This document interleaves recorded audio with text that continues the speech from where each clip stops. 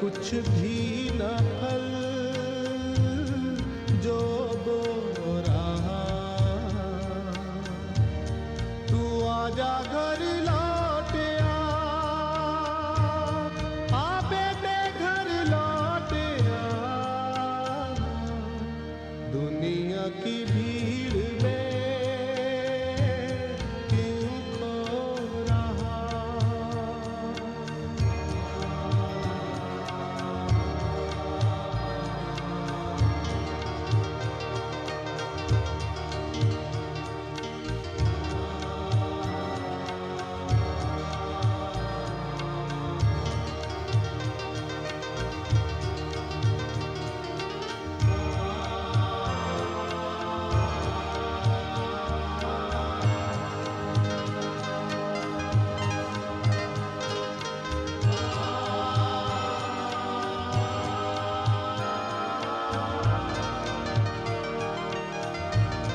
मैं ढूंढूं उस भेड़ को जो खो गई।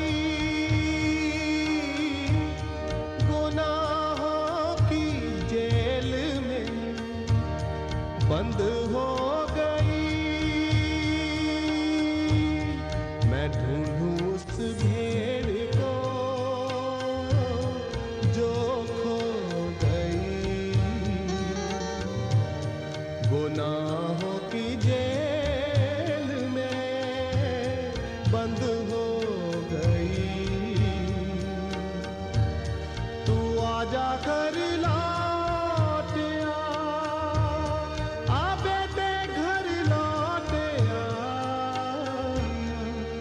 दुनिया की भीड़ में क्यों खो रहा।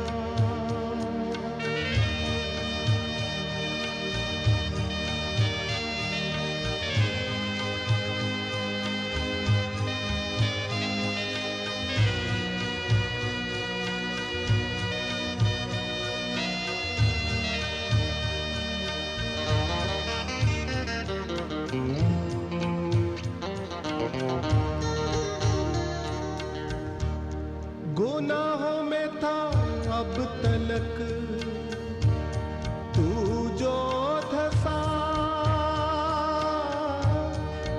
मकड़ी के जाल में था जो फंसा।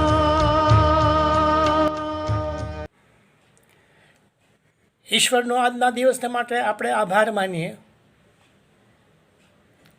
આજના દિવસને માટે જે મનન કરવા માગીએ છીએ તે ગીતશાસ્ત્ર 42મો અધ્યાય અને 1 સમુએલ 1 અધ્યાય. નિરાશા, હતાશા, માનસિક તાણ કે ડિપ્રેશન તેની પર કેવી રીતે આપણે વિજય પ્રાપ્ત કરી શકીએ. હાન્નાના જીવનની અંદર શારીરિક સમસ્યા હતી. બાળક ન હતા. હાન્નાના જીવનની અંદર કૌટુંબિક સમસ્યા હતી. તેનો પતિ પણ કદાચ તેની મુશ્કેલી સમજી શક્યો નથી. કે છે કે હું બહુ દુઃખી છું એટલે સુધી કે તે રડતી હતી. શારીરિક, કૌટુંબિક સમસ્યા, માનસિક રીતના ભાગી જવું, રડવું એ એકલી હતી. આપણા જીવનમાં પણ પાછલા દિવસોમાં એવા સમયો આવ્યા છે. કૌટુંબિક સમસ્યાઓ ઊભી થઈ છે. મરણે પ્રવેશ કર્યો છે. અને તે વખતે આપણે વિચાર્યું હતું કે આપણી મુલાકાત લેવામાં આવશે,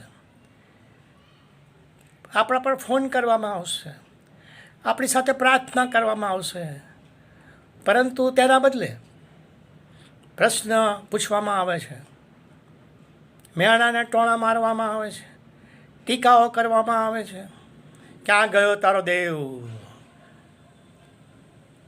બહુ આગળ પડતો ભાગ મંડળીમાં ભજવતો હતો, બહુ દાન આપતા હતા, બહુ જ આત્મિક કહેવાતા હતા. અને જુઓ તેના કુટુંબમાં કેવું બન્યું. અને આપણે પણ પ્રશ્ન પૂછીએ કે વાય ગોડ? સ્નેહીજનો સમજી શક્યા નહીં, મિત્રોએ મુલાકાત લીધી નહીં. આપણને એમ હતું કે કેટલાક મિત્રો જરૂરથી આવશે, પણ તેઓ પણ ના આવ્યા અને આપણે એકલા અટલા. પાછલા દિવસોમાં મારા જીવનની અંદર કોરોના આવ્યો, માંદગી આવી, ડૉક્ટરોએ આશા મૂકી દીધી.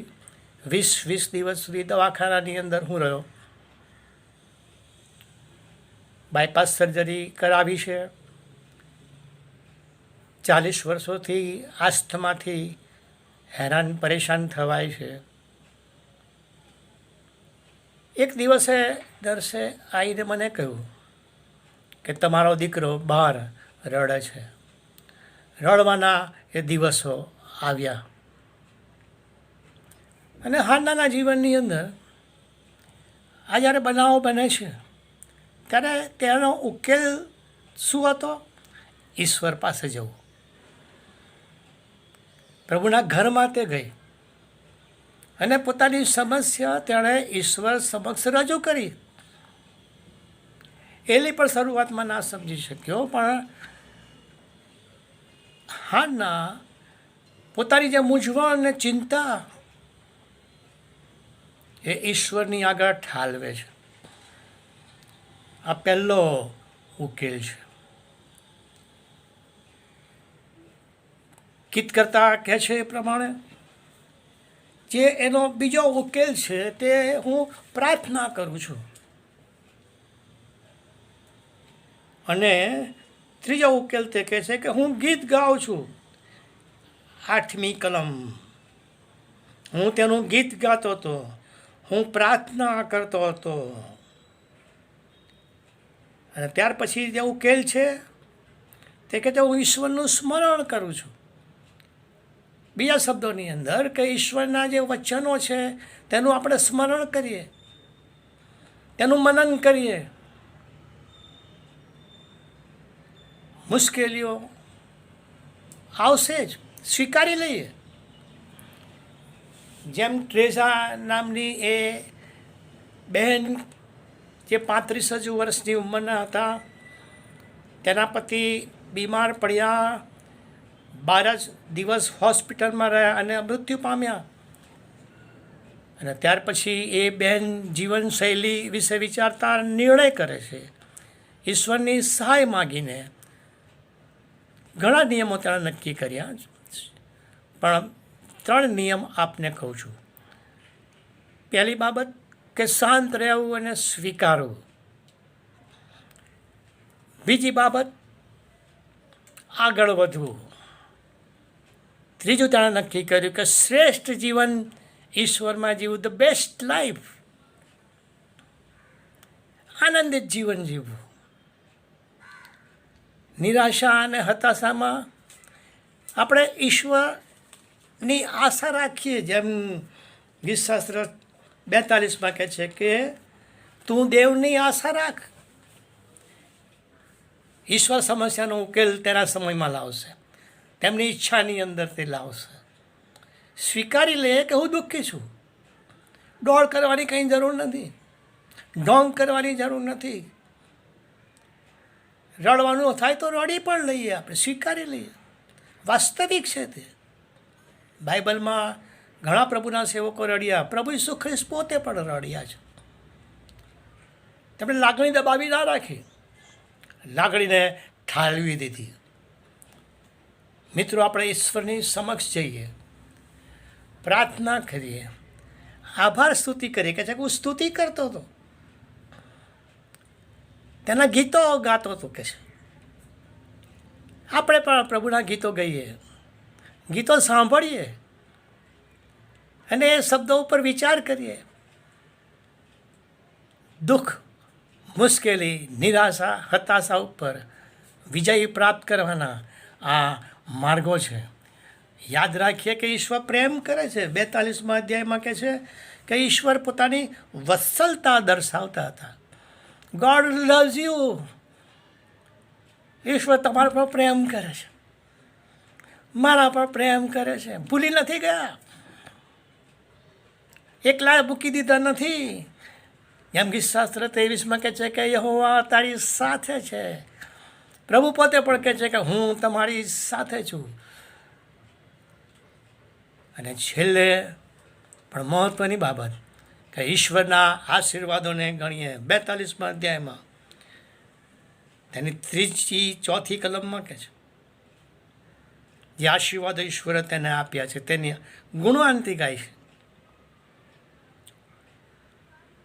હું આ પ્રમાણે કરતો તો ઈશ્વરે મારા જીવનમાં આ આશીર્વાદો લાવ્યા છે. કેટલા બધા આશીર્વાદો ઈશ્વરે આપણને આપ્યા. આપણા વડદાદાઓ ગ્રામ્ય વિસ્તારમાં રહેતા હતા. લાઇટની સગવડ નહીં, પાણીની સગવડ નહીં, અને ઘણી બધી મુશ્કેલીઓમાં તેઓ મોટા થયા. ઈશ્વર આપણને શહેરમાં પણ લાવ્યા. એ ઝૂંપડપટ્ટીમાં આપણે રહેતા હતા, ચાલીઓમાં રહેતા હતા. આપણને સુંદર મકાનો ઈશ્વરે આપ્યા. આપણા બાળકોને માટે અભ્યાસની ઉત્તમ તકો પૂરી પાડી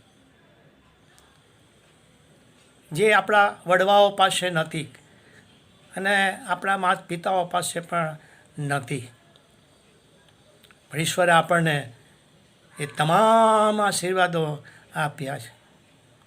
ગીત કરતા કહે છે કે હું તેને ગણતો હતો.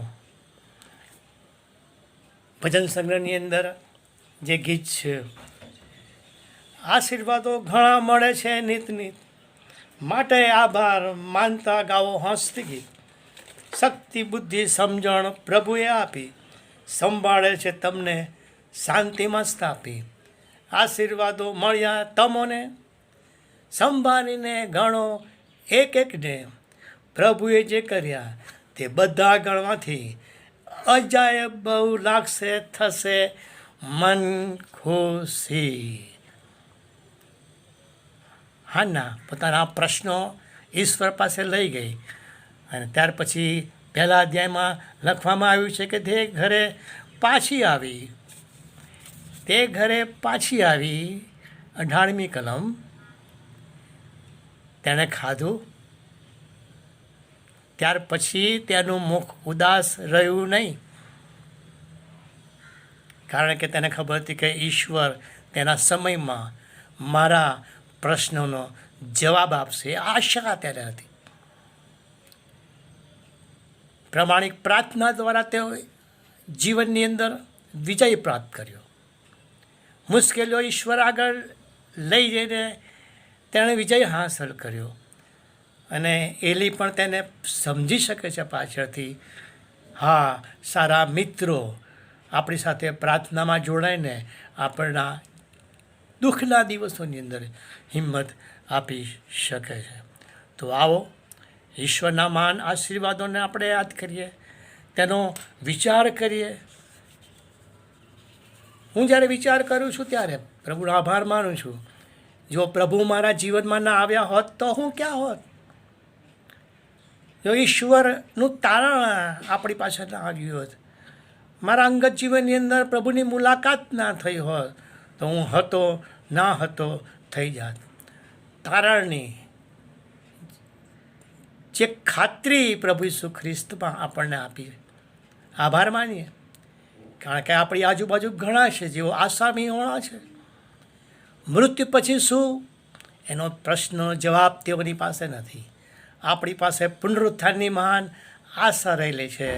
તારનાર પ્રભુ ઈસુ ખ્રિસ્તની અંદર આપણા જીવનની અંદર આ દિવસોમાં ભરપૂર જીવન જીવી શકીએ તે મહાન આશા આપવામાં આવી છે. આવો તેમાં આનંદ કરીએ, યાદ રાખીએ ઈશ્વર મારા પર પ્રેમ કરે છે, ઈશ્વર મારી સાથે છે, મારા દુઃખો પર તે વિજય આપવાને માટે સર્વસમર્થ છે. આપણી શક્તિની ઉપર આપણે આધાર ના રાખીએ, પણ ઈશ્વરની જે શક્તિ છે ઈશ્વરનું જે સામર્થ્ય છે તેના પર આધાર રાખતા જીવનની આ દોડમાં નિરાશા અને હતાશામાં આગળ વધીએ અને પ્રભુ તમને અને મને પણ એ કૃપા આપે કે જે મહાન આશાને ખાતરી ઈશ્વરે તેના વચનમાં આપી છે અને તે કે આપણે તેની સાથે સદા રહીશું, જ્યાં દુઃખ નહીં હોય, ચિંતા નહીં હોય, આંસુ નહીં હોય. પ્રભુનો આભાર માનીએ, પ્રભુની સ્તુતિ કરીએ અને આત્મિક જીવનમાં આપણે આગળ વધતા જઈએ. પ્રભુ તમારી ને મારી પુષ્કળ સહાયતા કરે કે જેથી કરીને આપણે વિજયવંત ખ્રિસ્તી જીવન જીવી શકીએ. આમેન.